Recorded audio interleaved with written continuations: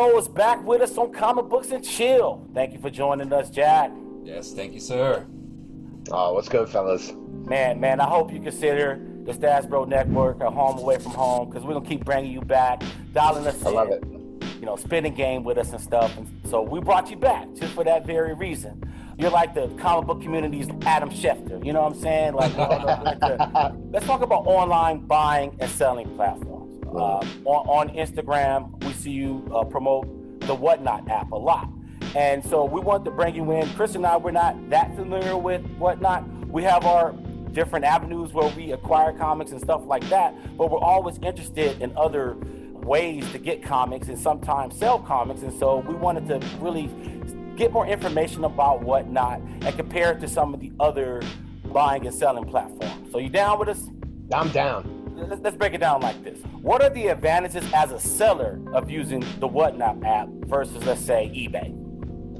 I think there's several. The first one, the one that gets me the most excited, and the one that I've been talking to sellers the most about, especially if you're a seller who really wants to grow your business. There is some serious scalability with Whatnot that does not exist with other platforms. And I can say eBay because certainly they're the market leader, but I would say really across the board. Whatnot takes a lot of the steps out of your hands as a seller. Things like purchasing your shipping labels, by collecting the shipping fee from the buyer, by purchasing the label for the seller. So all the seller has to go in and do is print that label at the end. They pre-bundle all of the multiple item purchases for you. And that's one of those things, like, you guys are big collectors. If you're not a seller, this may not resonate as much with you, but that speed of process is just essential. A lot of us who buy and sell, we love the buying process, right? That's fun. It's the selling process that gets to be the work.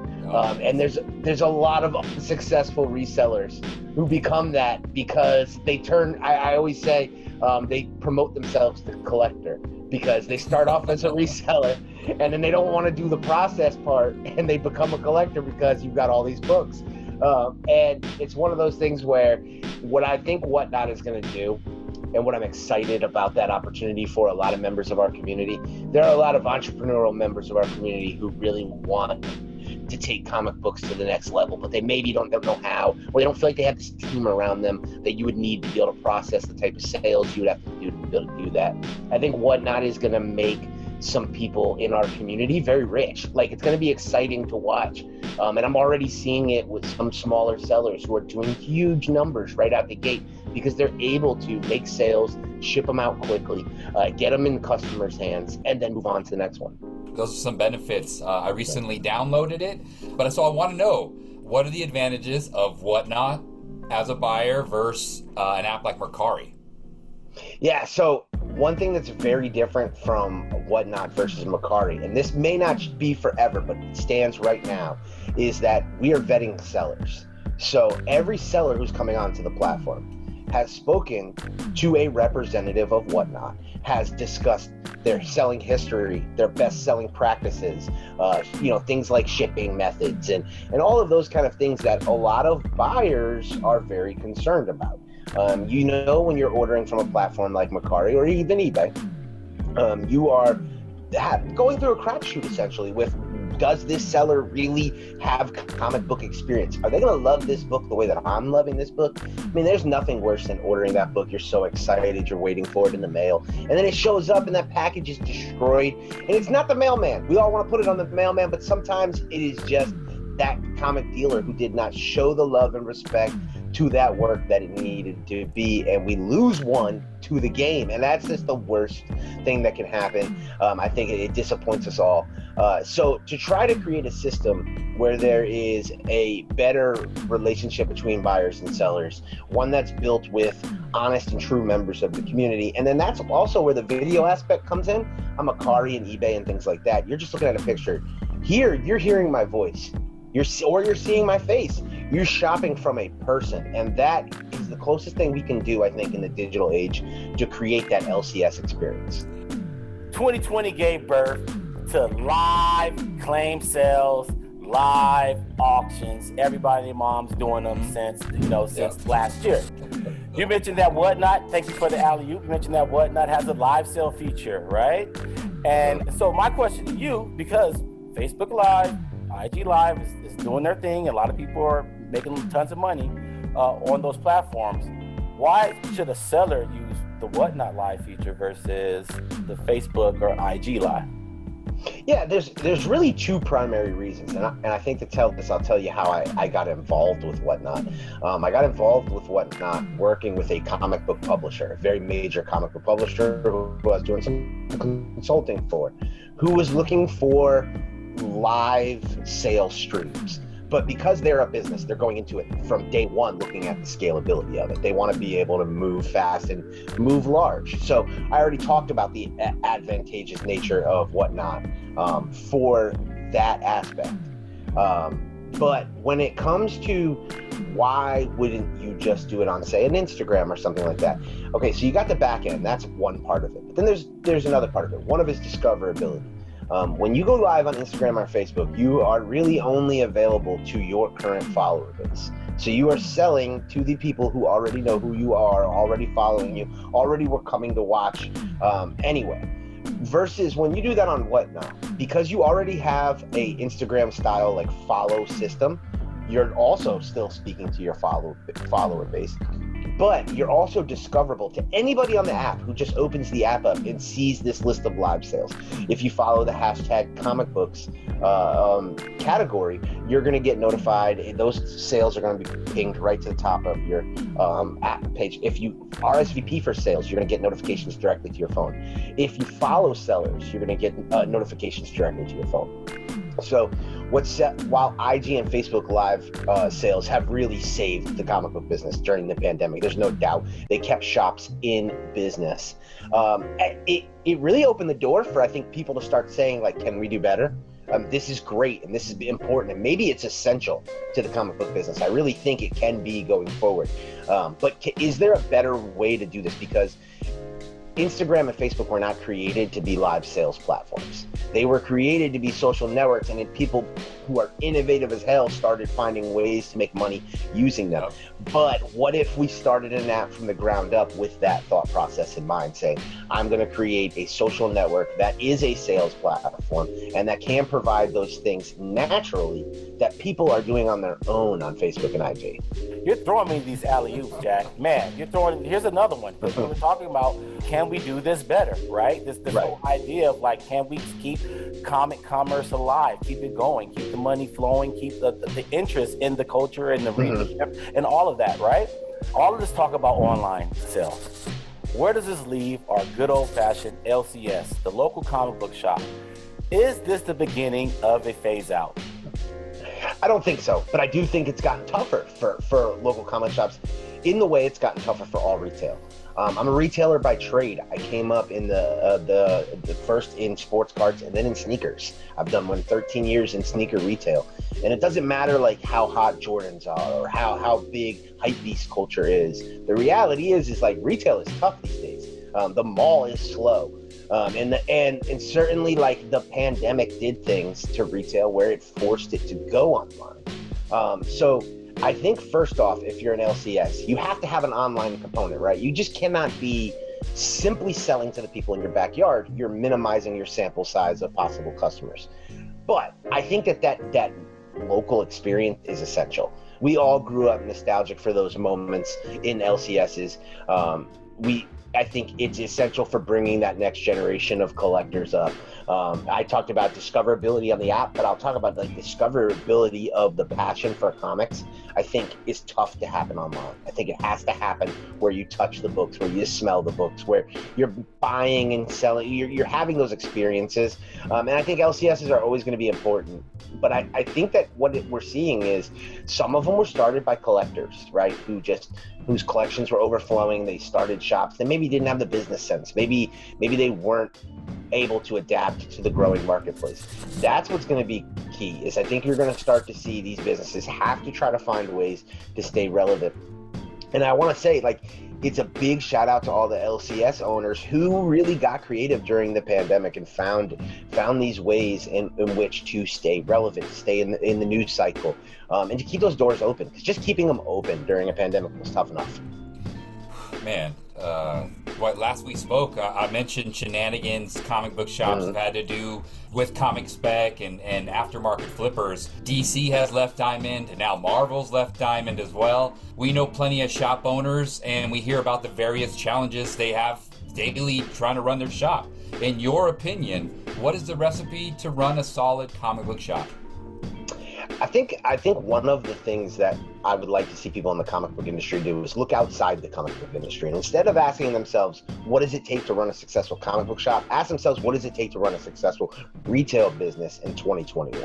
I think that a lot of times in comic books, we don't follow the traditional retail standards. So things that I've seen just in my retail career, I've seen things change. When I came into retail, there was a thought process of pack as much product into a store as possible, because if you don't have it for sale, you can't sell it.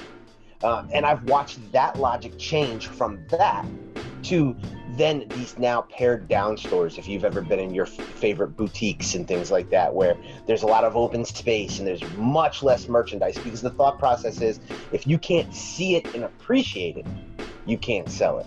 And I think about that transition and how that's happened in retail. We haven't seen that in comic shops. The average comic shop is low lit. It's packed with things. There's a lot of items in a comic shop that I say, hey, look, I love collectors. There are and buyer, right? But you can't be a collector as a shop owner. So like that Quasar run may be the run you love, right? But who's coming in looking for those back issues? So if you're taking up X number of square feet with Quasar back issues, you're probably limiting your ability to turn product. And the same goes for your ordering. We see that a lot of times. How many times does that hot indie book come out? And you go to the LCS and they just don't have it, right? They either didn't order enough, or maybe they didn't order it. And they constantly feel this need. I gotta order X number of copies of Flash, and I've got to order X number of copies of X Factor, and all of these various different big two books. I think that one of the things that LCSs really can do is look at their ordering and say, like, what can I do to be the most impactful? I don't have to have it all. It's okay to once in a while tell a customer you either don't have something or you can get it for them, because that's the beauty of a wholesale relationship, is to be able to go back to that distributor and try to get that product that they're looking for. And I would also tell retailers, even if you can't make a profit, get that product that customer is looking for, break even on it, because you're going to win a customer, which is more valuable than any sale.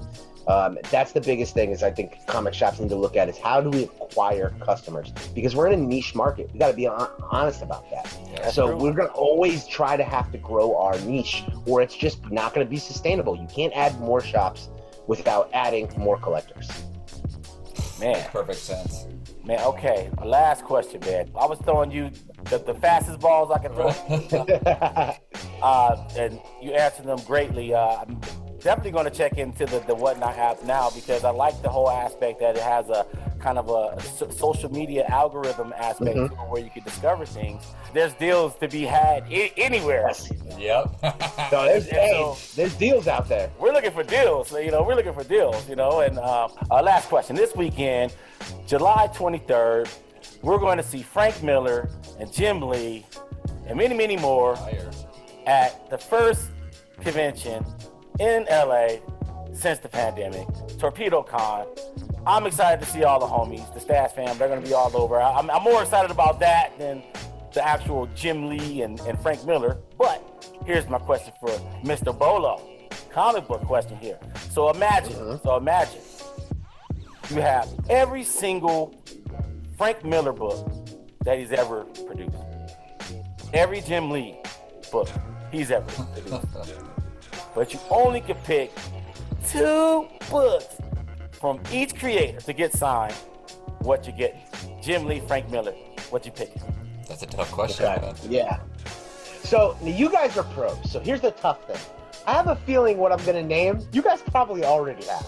But the whole point is, like what you would. Yeah, exactly, yeah. Right. I'm going, for Jim Lee, the 2 most iconic pieces of Jim Lee art, which when I'm talking sign books, that's what I like, right? What is that piece that you're going to like, would you put on a wall, art style, and be able to show your friends and say, this is comic books?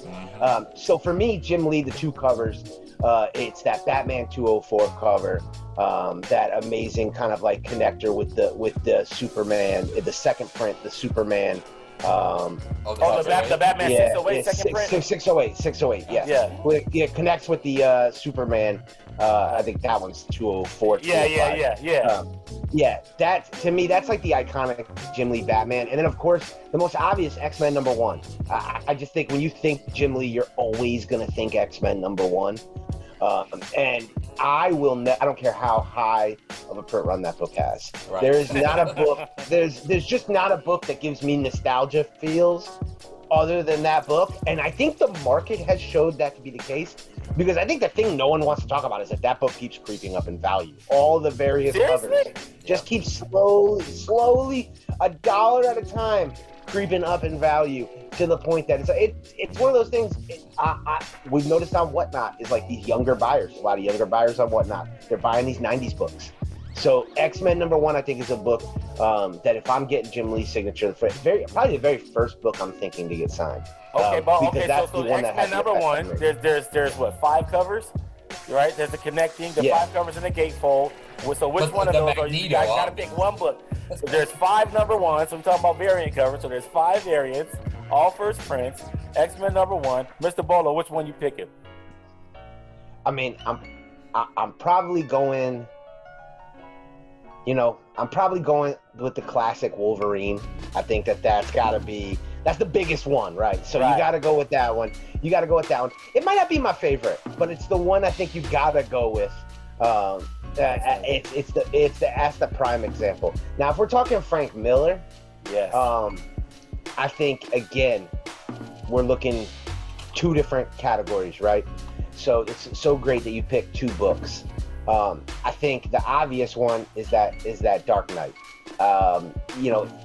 Everything with him and Batman spawns from the original Dark Knight story. So I'm grabbing that Dark Knight #1. Having said that, I think the one I'd be more excited for, Frank Miller's Daredevil, is what really I attach with Frank Miller. I think that for me, when it comes to Marvel, I love street level heroes. And I think the best that Daredevil's ever been done is that Frank Miller run.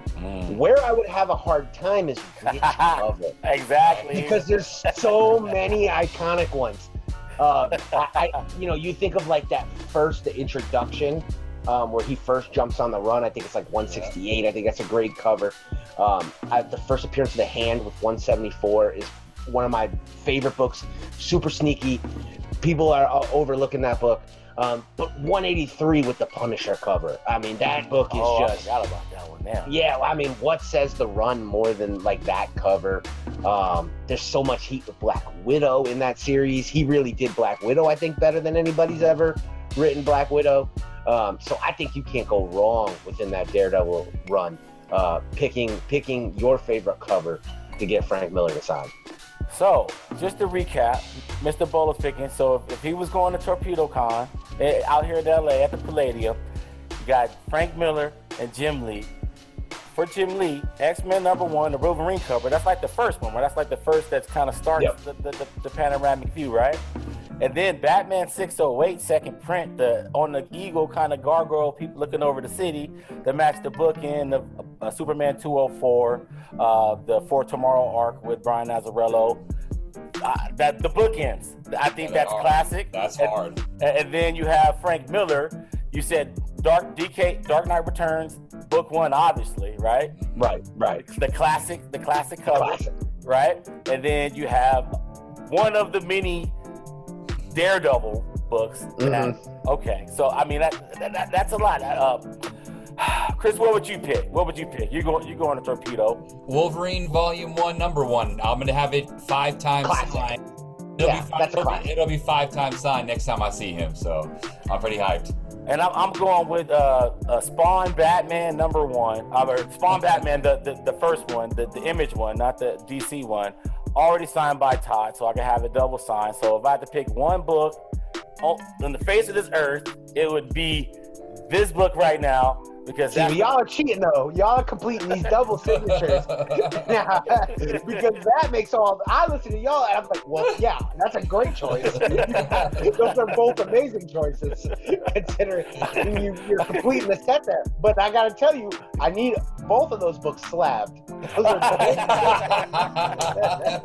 Oh man, I knew you were gonna throw that in there.